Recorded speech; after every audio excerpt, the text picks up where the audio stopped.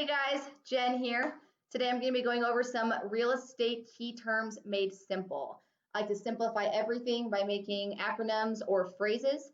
This video is going to be mostly phrases, 24 of them that have helped me memorize these key terms for our exam. If you do want to see the acronyms video, I posted the link below. It's 12 acronyms you can't forget when you're taking the test.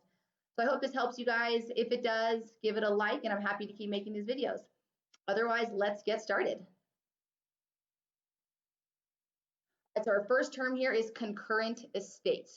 And again, these are all terms and key phrases that are going to be on the federal part of our exam, so it doesn't matter what state you're in. So concurrent estate, the way I remember this is con equals with in Spanish, so concurrent equals owning property with others. So concurrent estate, with others. Intestate, what does the term intestate mean? So the easy way to remember this is my intestines hurt. Some of these can be silly, yes, but you will remember them. My intestines hurt if someone in my family dies without a will. Intestate means dying without a will. So intestate, without a will. Hypothecation. This is one of my acronyms, also phrases. So remember hypothecation. An asset is used as collateral for a loan without giving up your possession, your ownership rights, and your title. So your pot. An asset is used as collateral for a loan without giving up possession, ownership rights, and title.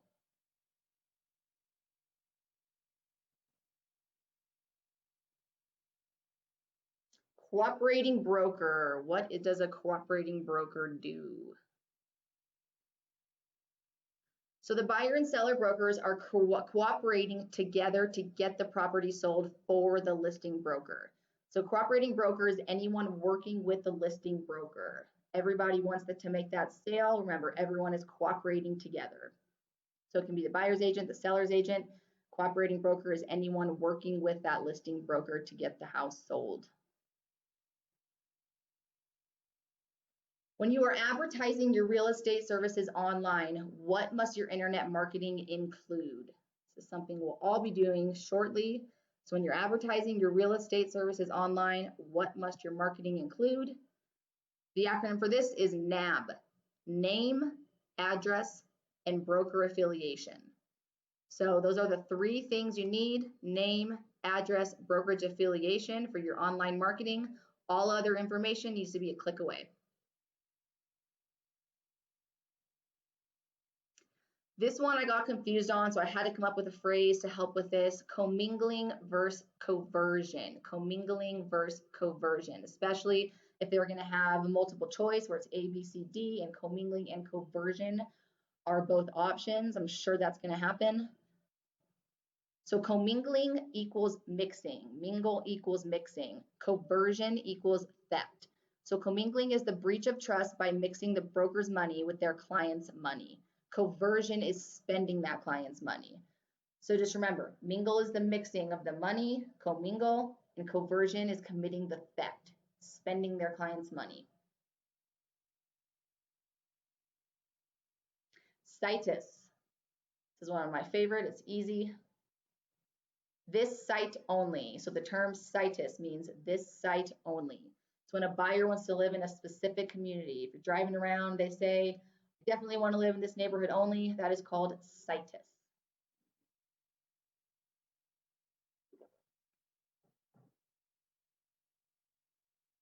All right, the next term, implied agency. Implied agency is implying you are the person's agent with certain actions. So if it walks like a duck, it is a duck. If you are doing certain actions, you're going to have an implied agency agreement. Chatel, chatel. This is another silly one I got off a prep agent, but it's going to help all of us so much. Remember, chatel sounds like cattle, spelled like cattle, cows, move. Chatel is just a fancy word for personal property. So on that exam, when you see chatel in the question or as one of the options, you're going to remember move. Fancy word for personal property. Personal property always goes with the property.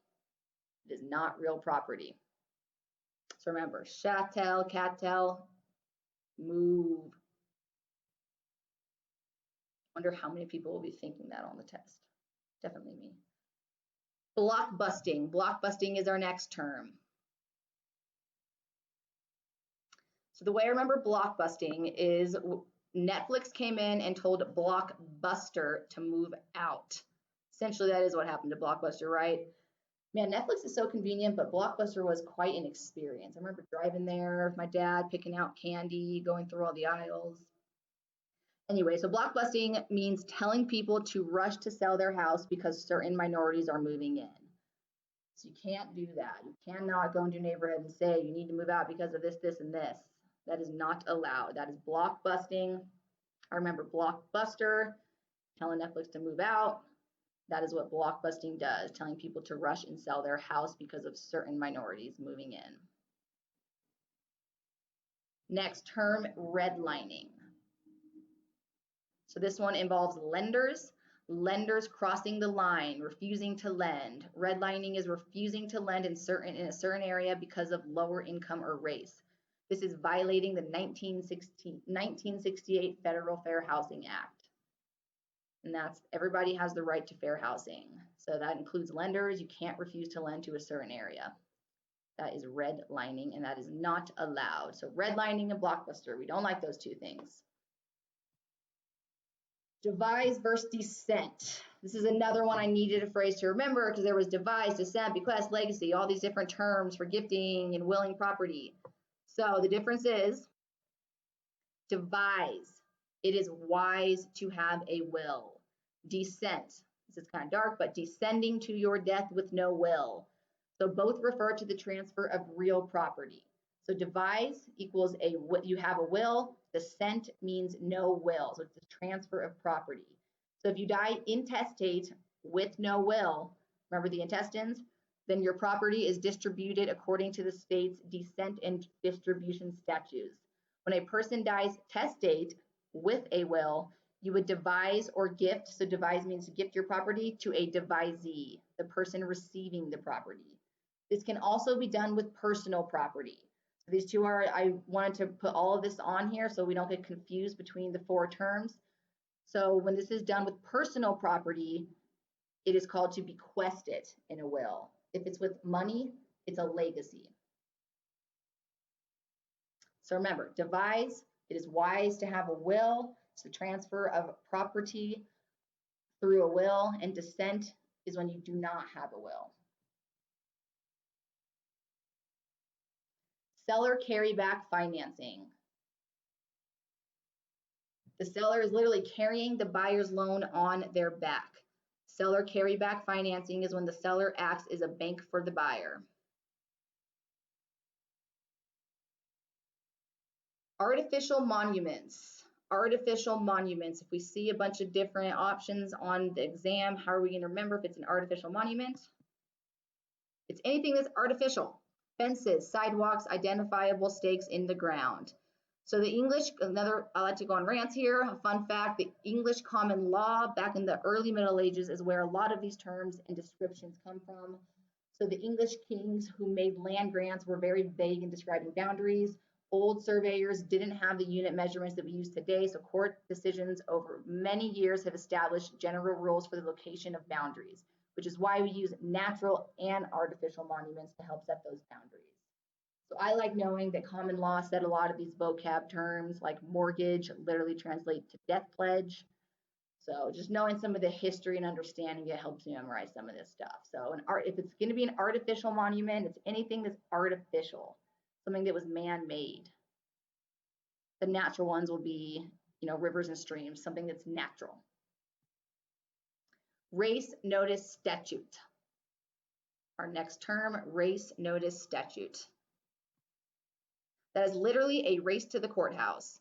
Race notice statute states, the race notice statute states that whoever makes a claim of ownership in the courthouse first owns the property. So whoever makes that claim in the courthouse owns the property. Race notice statute is a race to the courthouse. Habdendum clause. What's a habdendum clause? So hab, to have and to hold. Habdendum, to have and to hold. This must be in a deed and defines the rights to be enjoyed by the grantee or lessee. Codicil. What does the term codicil mean? Codicil equals mod a will. Codicil is any modification to a will. So codicil, modification to a will. Our next term, subject to versus assume. This is regards loans on a property. So subject to equals seller liable, S&S. Assume equals buyer liable. So if it's an assume, if you see the word assume, the buyer is taking on the loan. If it's subject to, the seller is liable for the loan.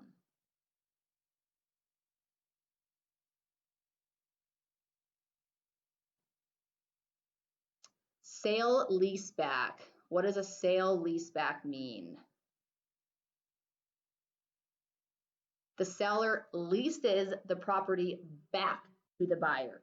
Sale leaseback. Seller leases the property back to the buyer.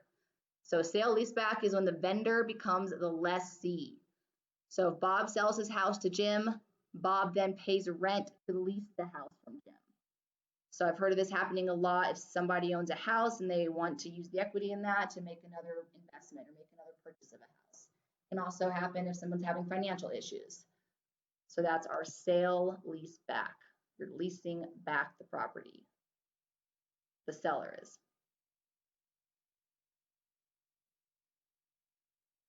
First right of refusal. What is the first right of refusal? This one kind of speaks for itself. You have the first right to buy or refuse the property. The first right of refusal is the right to buy a property that has not yet been listed for sale. That one's pretty straightforward. This next one is as well. What is a package mortgage? Or should I say a package death pledge? This is packing together your personal loan and real property as collateral for a loan. So a package mortgage is packing your personal property plus real property as collateral for a loan. Just a few more. Step-up lease. What's a step-up lease? This is a lease with a fixed rent, but literally steps up and increases at certain intervals. So step-up leases are meant to protect the landlord from the risk that inflation or a rising market can present for a long-term lease. So again, that step-up lease is a lease with a fixed rent, but will step up and increase at certain intervals. And it protects the landlord. As cheat. What does as cheats mean? So the government cheats. As cheat is when you die without a will and the government retains your property. So I remember it by the government cheats. They're getting free property. You die as cheat without a will and the government's taking your property. So this is part of PEAT, one of the 12 acronyms. PEAT is police power, eminent domain, taxation, and as cheat.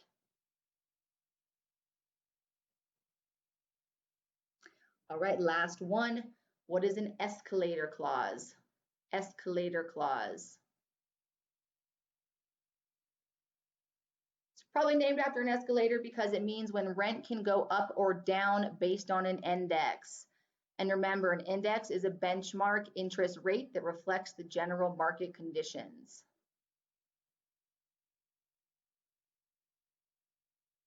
All right, guys, that is it for my 24 phrases.